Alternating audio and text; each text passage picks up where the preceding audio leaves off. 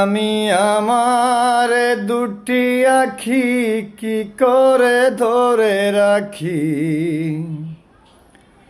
অঝরে কান্না বেরিয়ে আসে।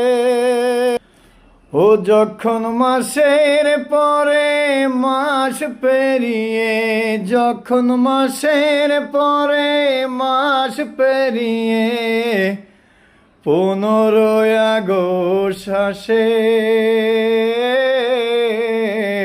আমি আমার দুটি আখি কি করে ধরে রাখি,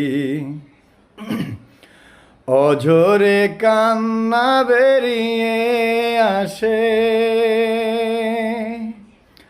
ও যখন মাসের পরে মাস পেরিয়ে 15 আগস্ট আসে,